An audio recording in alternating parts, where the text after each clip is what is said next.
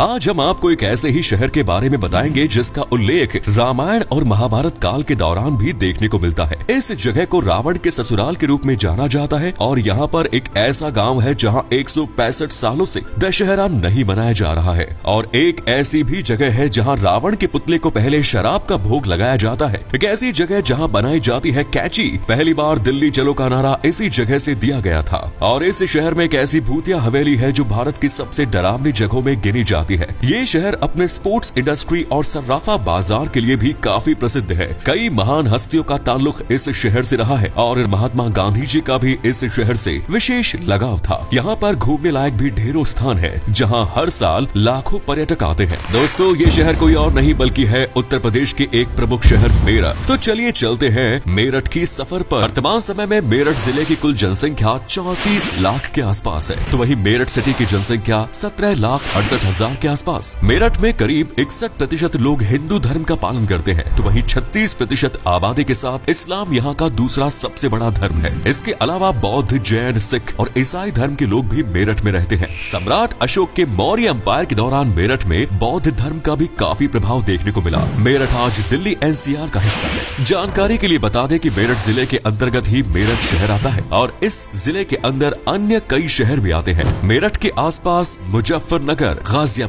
बागपत, बुलंदशहर जैसी जगह आती है। सन 1803 में ईस्ट इंडिया कंपनी ने मेरठ को अपने अधीन कर लिया और यहाँ पर एक छावनी का निर्माण कराया। आज मेरठ छावनी देश की दूसरी सबसे पुरानी छावनी मानी जाती है। सन 1818 में अंग्रेज ने मेरठ को एक जिले का दर्जा दिया था, लेकिन उस समय मेरठ जिला आज के मेरठ से मुकाबले में कई गुना बड़ा हुआ करता था। गाजियाबाद और दिल्ली के कुछ इलाके भी मेरठ जिले के अंतर्गत आते हैं। आपको बता दें कि सन 1857 में भारत के प्रथम स्वतंत्रता संग्राम की शुरुआत मेरठ से ही हुई थी और पहली बार मेरठ में ही दिल्ली चलो का नारा गूंजा। बाद में साल 1929 में गांधी जी ने मेरठ के एक वटवृक्ष के नीचे बैठकर भारत की आजादी के लिए यज्ञ भी किया था। मेरठ की गिनती आज न सिर्फ उत्तर प्रदेश के बल्कि पूरे भारत के सबसे तेजी से विकसित होने वाले शहरों में की जाती है। आज के समय में शायद ही कोई ऐसी चीज होगी जो मेरठ में ना दिखने को मिले। मेरठ को स्पोर्ट्स सिटी के नाम से भी जाना जाता है क्योंकि यहाँ पर बड़ी मात्रा में खेल उपकरणों का निर्माण किया जाता है। कई भारतीय क्रिकेटर्स मेरठ के बने बल्ले का ही इस्तेमाल करते हैं। इसके अलावा दवाइयों के कारखाने भी मेरठ में स्थापित हो रहे हैं। साथ ही मेरठ में म्यूजिकल इंस्ट्रूमेंट्स के भी कई कारखाने मौजूद हैं, जहां वायलिन, बांसुरी, तबला, इलेक्ट्रिक गिटार और पियानो जैसे वाद्य यंत्र बनाए जाते हैं। और हाँ, मेरठ में कैंची का कारोबार भी बड़े पैमाने पर किया जाता है। मेरठ की कैंची की धार भारत में सबसे अच्छी मानी जाती है, तो जरा मेरठ की कैंचियों से अपना हाथ संभाल कर रखिएगा।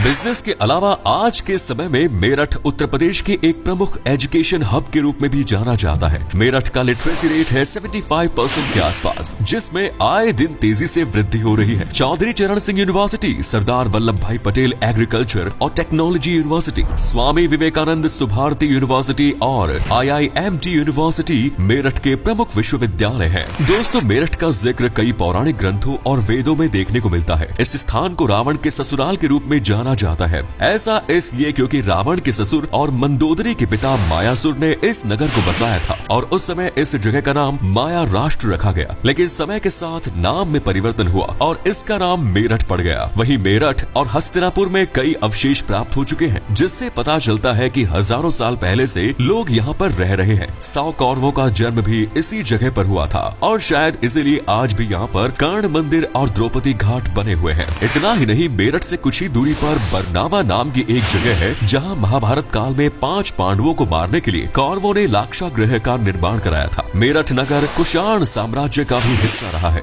6वीं शताब्दी में यहाँ पर मोखरी वंश ने शासन किया था। मेरठ इतना समृद्ध हुआ करता था कि कई आंखें खजाने की नजरिया से देखते थे। महमूद गजनी ने मेरठ में काफी लूटमाट मचाई। इसी दौरान यहाँ के राजा ने मेरठ की जिम्मेदारी दिल्ली के राजा पृथ्वीराज चौहान को सौंप दी। दोस्तों, एक समय पर मेरठ शहर के चारों ओर 9 शाही दरवाजे हुआ करते थे और इन दरवाजों के कारण ऐसा लगता था मानो मेरठ कोई शहर नहीं बल्कि एक बहुत बड़ा किला है। लेकिन आज इन 9 में से सिर्फ 3 दरवाजे ही रह गए हैं, जिनमें खैर नगर गेट प्रमुख है और शाहपीर गेट प्रमुख है। मेरठ सिर्फ अपने इतिहास के लिए ही जाना नहीं जाता। इस शहर में कई महान पर्सनैलिटीज और सेलिब्रिटीज का जन्म हुआ। क्रिकेटर भुवनेश्वर कुमार, प्रवीण कुमार, बोनी कपूर, एक्ट्रेस मंदाकिनी, कैलाश खेर और प्रसिद्ध धारावाहिक रामायण में भगवान राम का किरदार निभाने वाले अरुण गोविल का जन्म भी मेरठ में ही हुआ है। मेरठ में जीपी ब्लॉक चौक नाम की एक जगह है जहाँ पर कुल 3 हवेलियां बनी हुई है जो भूतिया मानी जाती है। यहाँ के लोगों का कहना है कि रात के समय हवेली की छत पर एक लाल साड़ी पहने महिला नजर आती है और हवेली के पास से निकलते समय कई डरावनी आवाजें भी सुनाई देती है। इसी वजह से लोग इस स्थान से गुजरना पसंद नहीं करते। इसे आखिरी बार साल 1930 में ब्रिटिश मिलिट्री द्वारा इस्तेमाल किया गया था और तब से लेकर आज तक ये हवेली सुनसान पड़ी है। सिर्फ भूतिया हवेली नहीं, मेरठ के बाजार भी काफी प्रसिद्ध है। यहाँ का सर्राफा बाजार देश के सबसे बड़े सर्राफा बाजारों में से एक है। आप यहाँ से गोल्ड और सिल्वर की ज्वेलरी ले सकते हैं। अनेकों डिजाइन्स आपको यहाँ मिल जाएंगे। यहाँ का सोतीगंज का कबाड़ बाजार भी काफी प्रसिद्ध है। पुरानी से पुरानी गाड़ियों के पार्ट्स आपको यहाँ आसानी से मिल जाएंगे। हर साल हजारों गाड़ियाँ यहाँ पर कटने के लिए आते हैं। और अगर आपको शॉपिंग करनी है तो गढ़ रोड के बाजार जरूर जाएं। अगर आपको अलग अलग प्रकार के पकवान खाने का शौक है तो एक बार मेरठ जरूर जाएं। मेरठ की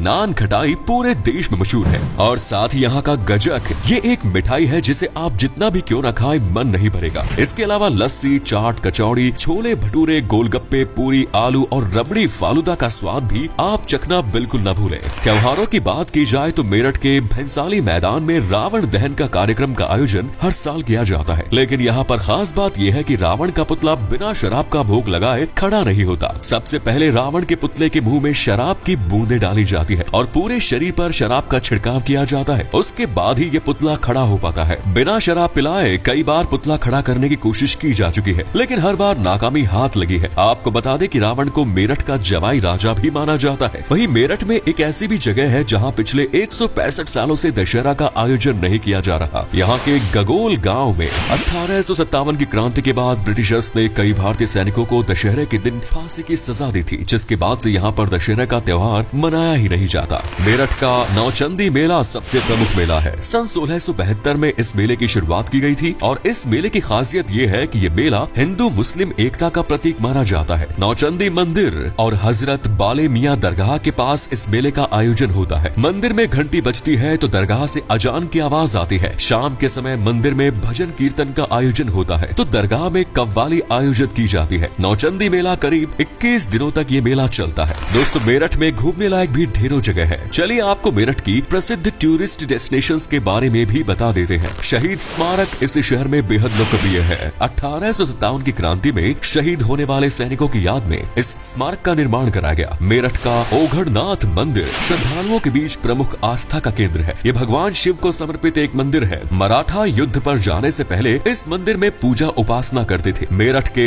हस्तिनापुर नगर में एक बेहद ही प्रसिद्ध जैन मंदिर है। यहाँ पर जम्बू द्वीप मंदिर, अष्टापद मंदिर, शांतिनाथ दिगंबर जैन मंदिर जैसे कई मंदिर बने हुए हैं। हस्तिनापुर में ही द्रौपदी की रसोई, द्रौपदी घाट और कर्ण घाट जैसी जगह भी मौजूद है, जहाँ महाभारत काल के अवशेष देखने को मिलते हैं। मेरठ के गांधी पार्क और सूरज कुंड पार्क की हरियाली सैलानियों को काफी आकर्षित करती है। यहाँ पर आप अपनी फैमिली के साथ पिकनिक मनाने जा सकते हैं। शाहपीर की दरगाह पर भी लोग चादर चढ़ाने जाते हैं। आपको बता दें कि इस दरगाह का निर्माण नूरजहां द्वारा कराया गया था। यहाँ पर मुगल शैली का एक अद्भुत वास्तुकला आपको देखने को मिलेगी। मेरठ के गगोल तीर्थ की भी विशेष मान्यता है। इसके अलावा मेरठ के घंटाघर भी बहुत पॉपुलर स्पॉट है। इसके आगे लोग तस्वीर जरूर क्लिक कराते हैं। 17 मार्च 1913 को ये घंटाघर बनाया गया था। बताया जाता है कि इस घंटाघर की आवाज 10 किलोमीटर दूर तक जाती थी और आसपास शहर के लोग भी इस घड़ी के अनुसार ही अपनी घड़ी का मिलान किया करते थे। हालांकि आज शहर के शोर शराबे में इस घड़ी की आवाज सुनाई नहीं देती। दोस्तों, मेरठ तक अगर आप हवाई मार्ग के जरिए आना चाहते हैं तो दिल्ली के इंदिरा गांधी इंटरनेशनल एयरपोर्ट के जरिए पहुंच सकते हैं। दिल्ली से मेरठ की दूरी करीब 70 किलोमीटर है। वहीं रेल मार्ग के जरिए मेरठ भारत के सभी शहरों और राज्यों से अच्छी तरह से जुड़ा हुआ है। सड़क मार्ग के जरिए भी मेरठ तक आसानी से पहुंचा जा सकता है। मेरठ के आसपास कई एक्सप्रेसवे का निर्माण किया जा चुका है जो आपकी यात्रा को आरामदायक बनाने में मदद करते हैं।